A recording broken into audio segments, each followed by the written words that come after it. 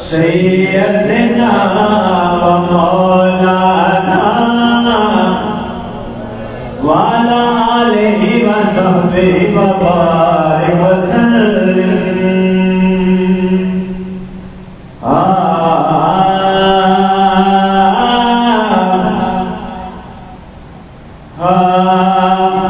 کہ عاشق دی الزدانو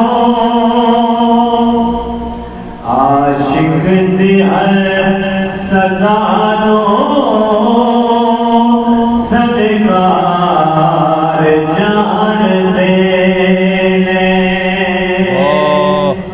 عاشق دی الزدانو صدقار جان دینے کی جائدہ بدانو سرکار جان دینے کی جائدہ بدانو سرکار پھر کے بولو گے تو مزہ آئے گا جھوٹ کے کی جائدہ گدانو سرکار جان دے کی جائدہ بدانو سرکار جان خوشی ہے صدیق تھی وفانو فاروق تھی ادانو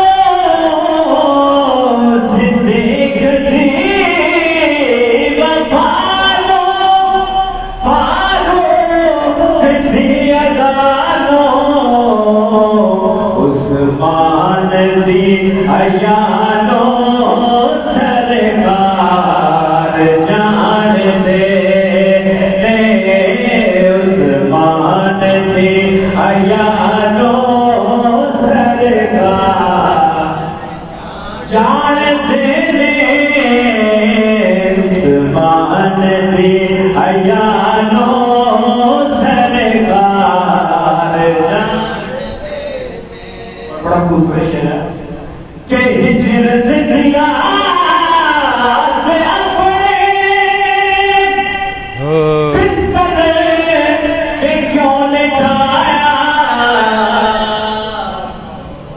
ہجرت دیا اپنے بستر سے کیوں لٹایا کہ اپنے علی بھرانو سرکار جان مل کے بولو اپنے علی علی علی علی علی علی علی اپنے علی بھرانو سرکار جان دے اور میں کیوں کسے دیکھوں جا جا کے رولا پاوا کہ جب میری التجانو سرکار جان دے جب میری التجانو سرکار جان دے اور منتا ہے کہ نہ کوئی جان سکیا نہ کوئی جان سکتا نہ کوئی جان سکیا نہ کوئی جان سکتا کہ ناصر جیوے خدا نو سرکار جان دے ناصر جیوے خدا نو سرکار ایک باری سارے بولو ناصر جیوے خدا نو سرکار جان دے عاشق دی ستانو سرکار جان دے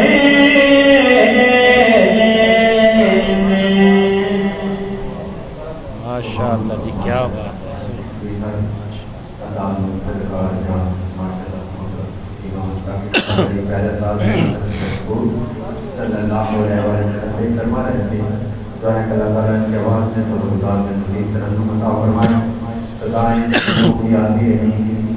جنہیں سن کے دل شاد ہوتا رہے گا، صدائیں قوموں کی آتے رہیں گی جنہیں سن کے دل شاد ہوتا رہے گا۔ خدا و شاہان مصطفیٰ کو سلامت رکھے، میرے آقا کا میلاد ہوتا رہے گا۔ تو آپ کے بزرگ میں تشریف لاتے ہیں شاگرد رشید حضور شیخ الاسلام پروفیسر ڈاکٹر محمد طاہر القادری مدد العالی نئی مراد حضرت علامہ صاحبزادہ سید احمد نقشبندی صاحب۔ نعرہ تکبیر، نعرہ تکبیر، نعرہ رسالت، نعرہ رسالت، نعرہ تحقیق، نعرہ حیدری۔ سرکار کی آمد، سرکار کی آمد، سونے کی آمد، مکی کی آمد، مدنی کی آمد، نعرہ حیدری، نعرہ غوثیہ۔ علامہ سید احمد نقشبندی صاحب۔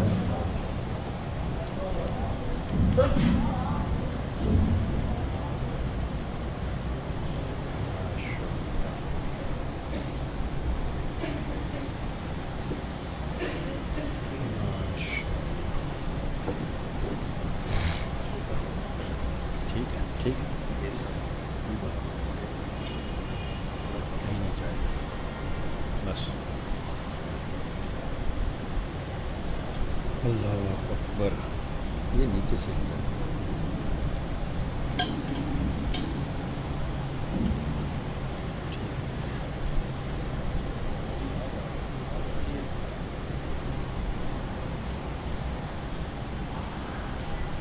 اللہ اکبر۔ درود پاک، الصلاۃ والسلام علیک یا رسول اللہ،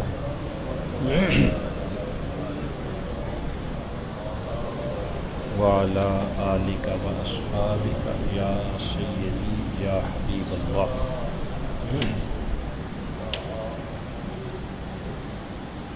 نحمدہ ونصلی ونسلم علی سیدنا و مولانا محمد رسولہ النبی الامین المکین الحنین الرؤوف الرحیم۔ اما بعد فاعوذ باللہ من الشیطان الرجیم، بسم اللہ الرحمن الرحیم۔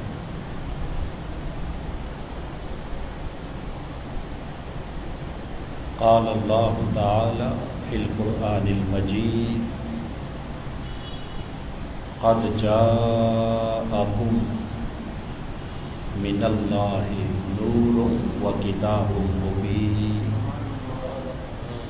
صدق اللہ مولانا العظیم۔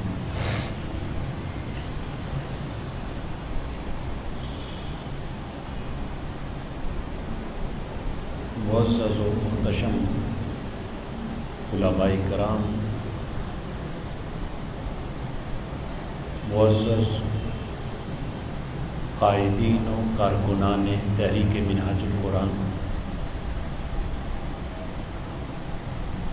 اور معزز حاضرین و سامعین، اللہ رب العزت کا کروڑ بار شکر ہے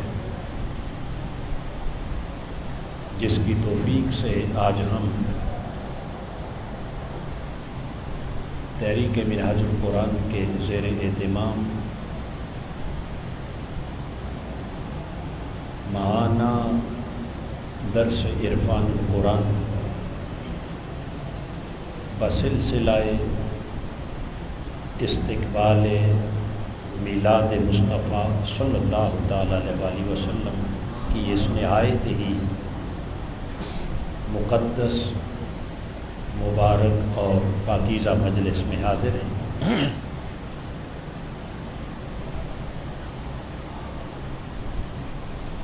آج بحمد اللہ تعالی ماہ ربیع الاول کی پہلی مبارک رات ہے۔ سب سے پہلے تو تاجدار کائنات صلی اللہ تعالیٰ علیہ وسلم کے ماہ میلاد اور ماہ ولادت کی یہ آمد آپ سب کو مبارک ہو۔ اس مہینے کی مناسبت سے آج کے درس کے لیے قرآن مجید کی سورہ المائدہ کی آیت نمبر 15 اس کا آخری ایک حصہ میں نے آپ کے سامنے تلاوت کیا ہے، جس میں اللہ رب العزت نے آمد نور مصطفیٰ صلی اللہ تعالی علیہ وسلم کا ذکر مبارک کیا اور یوں ارشاد فرمایا قد جاءکم من اللہ نور و کتاب مبین۔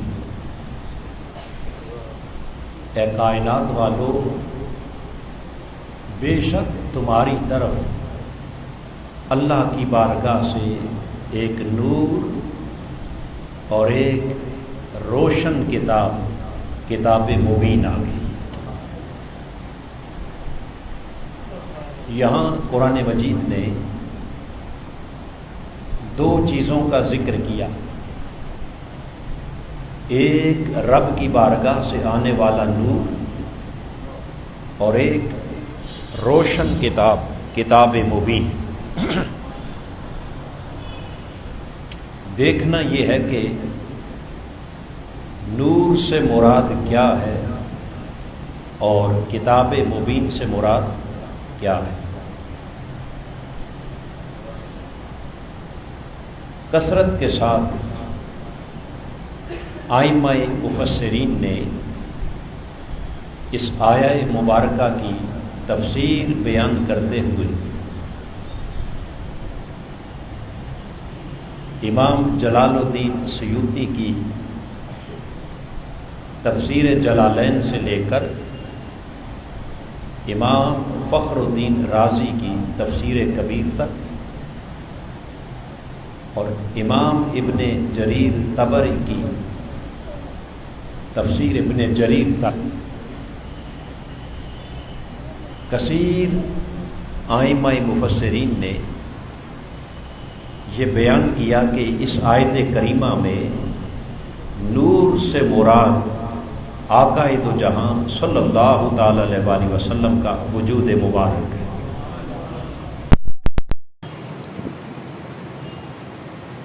اور کتاب مبین روشن کتاب سے مراد اللہ رب العزت کی آخری اور نازل کتاب قرآن مجید ہے۔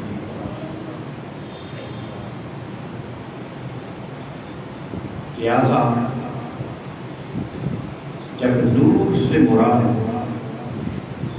آقا دو جہاں صلی اللہ تعالی علیہ وسلم کی ذات گرامی اور پھر کتاب مبین روشن کتاب سے مراد آپ کے قلب مبارک پر نازل ہونے والا قرآن ہے۔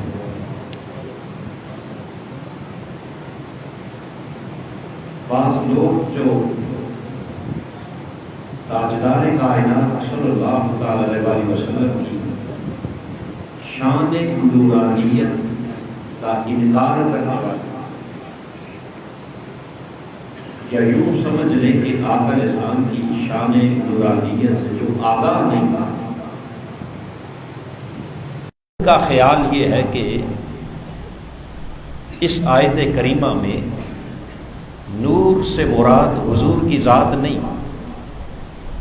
بلکہ نور سے مراد بھی قرآن ہے اور کتاب مبین سے مراد بھی قرآن ہے۔ لیکن یہ معنی اور یہ تفسیر درست اس لیے نہیں۔ کثیر ائمہ مفسرین، جیسے میں پہلے عرض کر چکا ہوں کہ انہوں نے دونوں سے مراد قرآن نہیں لیا، بلکہ نور سے مراد آقا کی ذات لی، اور کتاب مبین سے مراد کیا لیا؟ قرآن مجید۔ قبل اس کے کہ ہم مفسرین کی بات کریں، آئیے اس حقیقت کو سمجھنے کے لیے پہلے خود قرآن ہی کی بات کرتے ہیں۔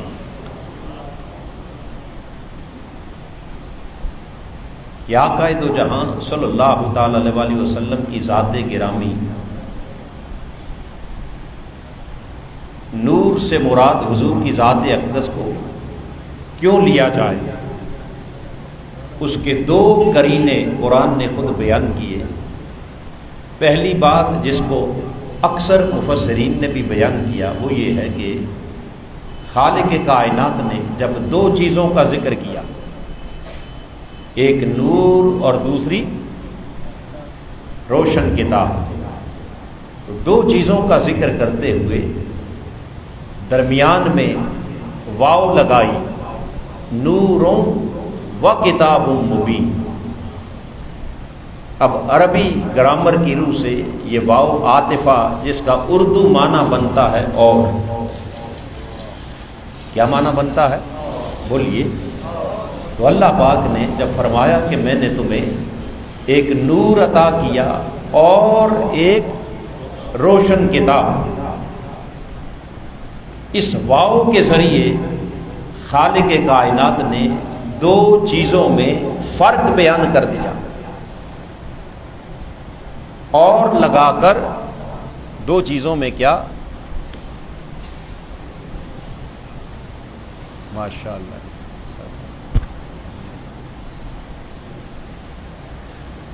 واو لگا کر دو چیزوں میں کیا کیا؟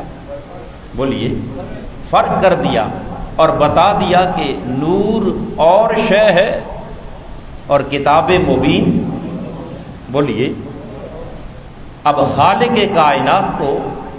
واو لگا کر کہے کہ نور اور ہے اور کتاب مبین اور ہے، اور کوئی نور مصطفیٰ کا انکار کرنے والا اللہ کے بیان کردہ اس قرآن مجید کی واو عاطفہ کی حکمت کو نظر انداز کر کے وہ کہے کہ نہیں، نور بھی وہی ہے اور کتاب بھی وہی ہے، اس کا یہ بیان کرنا درست نہیں، چونکہ اللہ نے دونوں چیزوں میں کیا فرق بیان کر دیا کہ اگر ایک ہی شے کو بیان کرنا ہوتا تو واو لگا کر اور کہنے کی ضرورت، بولیے، نہیں۔ تو جب درمیان میں واو لگا کر اور کہہ دیا کہ نور اور ہے اور کتاب اور ہے، تو اس کا مطلب یہ ہوا کہ نور تاجدار کائنات کی ذات گرامی اور کتاب آپ کے قلب مبارک پر اترنے والا قرآن۔ یہ تو پہلا قرینہ جسے خود قرآن نے بیان کیا، اور دوسری حقیقت جو اس سے بھی بڑی واضح ہے وہ یہ ہے کہ اس آیہ مبارکہ کو جب ابتدا سے پڑھیں، پوری آیت کریمہ کا آیت نمبر 15 کا جو مضمون ہے وہ شروع ہوتا ہے، اور اس میں خالق کائنات نے خطاب کیا اہل کتاب سے۔ اس آیت کریمہ میں مخاطب کون لوگ ہیں؟ بولیے، خاص مخاطب ہیں اہل کتاب، یہود اور نصارہ مخاطب ہیں، اور بعد ازاں پھر پوری انسانیت سے قرآن کا خطاب ہے، مگر جنہیں اللہ نے ڈائریکٹ مخاطب کیا وہ کون ہیں؟ یہود و نصارہ، اہل کتاب۔ فرمایا یا اہل الکتاب، اے اہل کتاب، قد جاءکم رسولنا یبین لکم کثیرا مما کنتم تخفون من الکتاب۔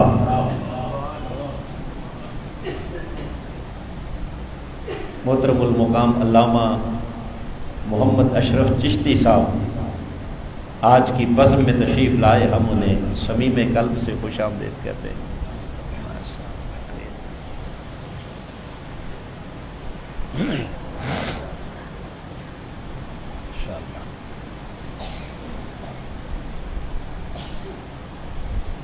بسم اللہ الرحمن الرحیم۔ تو میں یہ عرض کر رہا تھا کہ اس آیت کریمہ میں اللہ نے مخاطب کنہیں کیا؟ اہل کتاب، اور اہل کتاب سے مراد کون لوگ ہیں؟ یہود و نصارہ۔ فرمایا اہل کتاب قد جاءکم رسولنا، بے شک تمہارے پاس ہمارا رسول، رسول مکرم، رسول محتشم، اور یقیناً یہاں رسول کی ذات سے مراد آقا دو جہاں صلی اللہ تعالی علیہ وسلم کی ذات گرامی ہے، کہ میرا آخری اور لاڈلا رسول تمہارے پاس تشریف لا چکا ہے، اور اس تشریف لانے والے رسول کی شان یہ ہے یبین لکم کثیرا مما کنتم تخفون من الکتاب، وہ بہت سے کثیر حقائق کو کھول کھول کر بیان کرتا ہے۔ کون سے حقائق؟ مما کنتم تخفون من الکتاب، جو اللہ کی کتاب یعنی تورات نے، انجیل نے بیان کیے، مگر اللہ کے بیان کردہ جن حقائق کو تم ہمیشہ چھپاتے رہے، میرا آخری رسول ان ساری حقیقتوں سے پردہ اٹھا کر دنیا کو حقیقت شناس کرتا۔ تو یہاں بات کن سے ہو رہی ہے؟ یہود و نصارہ سے، اہل کتاب سے، کہ تمہارے پاس میرا وہ رسول آیا کہ جو ان حقائق کو بے نقاب کرتا ہے جنہیں تم، بولیے، جنہیں تم چھپاتے رہے۔ کون سے حقائق؟ جنہیں اللہ نے بیان کیا، مگر علماء یہود نے، علماء نصارہ نے، اہل کتاب نے انہیں کیا کیا؟ ان پر پردہ ڈال دیا، انہیں چھپانے کی کوشش کی۔ وہ حقائق یہ ہے کہ خالق کائنات نے تاجدار کائنات سے کی آمد سے قبل اپنی تمام آسمانی کتابوں میں حضور علیہ الصلوۃ والسلام کی آمد کا جو ذکر کیا، ذکر میلاد مصطفیٰ اور ذکر آمد مصطفیٰ، اور ہر زمانے کے انسانوں کو اللہ نے اس بات سے آگاہ کیا کہ ان قریب تمہارے درمیان میرا پیغمبر آخر الزمان جلوہ گر ہونے والا ہے، میرا حبیب آنے والا ہے جو سارے انبیاء کا سردار ہوگا۔ اور پھر خالی تاجدار کائنات کی آمد کا اعلان ہی نہیں کیا، بلکہ سابقہ کتب سماوی میں اللہ پاک نے آپ کے اوصاف بھی بیان کیے، آپ کی صفات بیان کی، خصوصیات بیان کی، اور آپ کی سیرت مطہرہ کے مختلف گوشے بیان کیے، عظمتوں اور شانوں کا ذکر کیا، تاکہ جب میرا آخری اور لاڈلا پیغمبر اس دنیا میں جلوہ گر ہو تو پہلی کتابوں کا علم رکھنے والے اس رسول کو دیکھتے ہی پہچان لیں، انہیں پہچان کرنے میں کوئی مشکل، بولیے، نہ ہو۔ حتیٰ کہ ان جگہوں کا بھی ذکر کر دیا کہ وہ کس شہر میں آئے گا، کہاں رہے گا، ہجرت کر کے جائے گا کہاں، اس کی صفات کیا ہوں گی، خصوصیات کیا ہوں گی، یہ سب کچھ خالق کائنات نے چونکہ سابقہ کتب کے اندر بیان کر دیا تھا۔ اور یہ وجہ ہے کہ ہر دور میں اہل علم، کتاب کا علم رکھنے والے، انہیں ہر زمانے میں پیغمبر آخر الزمان کی آمد کا انتظار رہتا تھا۔ وہ حضور کے منتظر رہتے تھے کہ کب اس رسول کی آمد ہوگی، اور محض انتظار ہی نہیں بلکہ قرآن مجید یہاں تک بیان کرتا ہے کہ ان کے اہل علم جو تاجدار کائنات کی عظمت کو، شان کو، حضور کی ولادت سے بہت پہلے اللہ کی اتاری ہوئی آسمانی کتابوں کے ذریعے جانتے اور پہچانتے تھے، وہ اس رسول پاک کی بارگاہ سے اتنی عقیدت اور اتنی محبت رکھتے تھے کہ جب کبھی اپنے زمانے کے کفار کے ساتھ، مشرکین کے ساتھ اور باطل طاغوتی قوتوں کے ساتھ ان کی جنگیں ہوتی تو خود قرآن کہتا ہے قالوا یستفتحون من قبل، وہ تاجدار کائنات کی آمد سے پہلے اپنی ان جنگوں میں کفر اور باطل کے خلاف جب اللہ کی بارگاہ میں دعا مانگتے تو وہ دعا بھی محمد مصطفیٰ کے وسیلے سے مانگتے، وہ تورات اٹھا کر لے آتے، کیا تورات اٹھا کر اور کھول کر تاجدار کائنات کا جہاں ذکر مبارک آتا اس میں محمد پر نہ ہاتھ رکھ کر اللہ کی بارگاہ میں التجا کرتے کہ مولا تجھے تیرے اس آخری پیغمبر کے مبارک نام کا واسطہ تو ہمیں اپنے زمانے کے کافروں پر فتح عطا فرما دے۔ اور خالق کائنات ان کی دعاؤں کو قبول بھی فرماتا اور ان کو اپنی بارگاہ سے فتح مبین بھی عطا کرتا۔ گویا حضور علیہ الصلوۃ والسلام کے نام مبارک کے توسل سے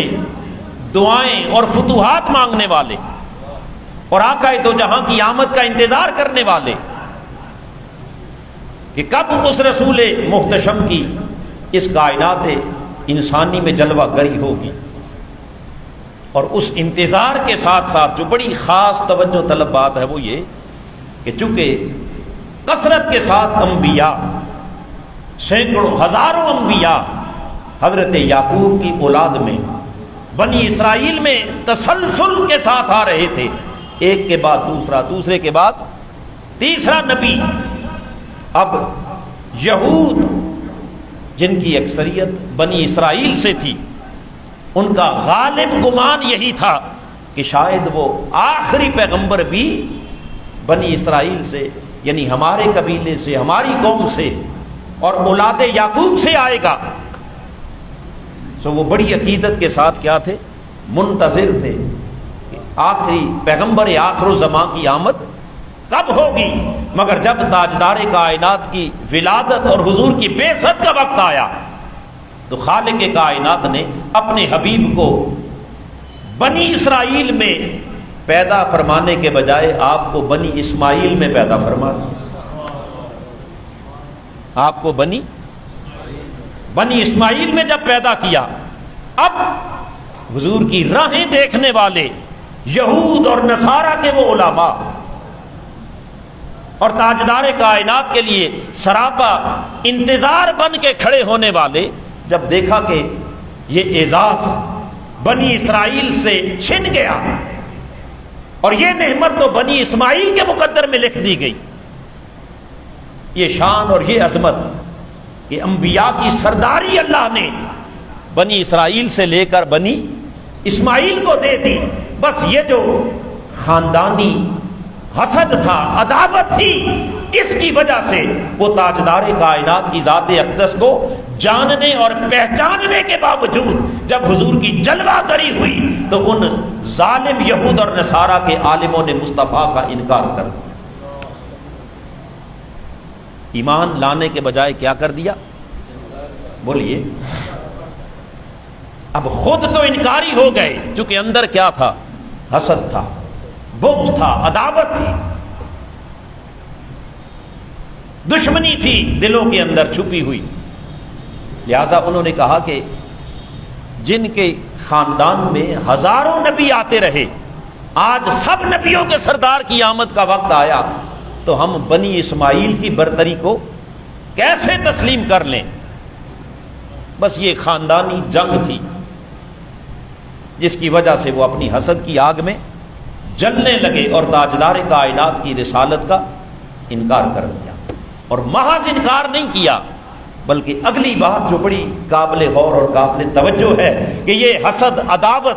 بغض، اناد اور اندر کا کینہ انسان سے کیا کیا کرواتا ہے۔ یہ انسان سے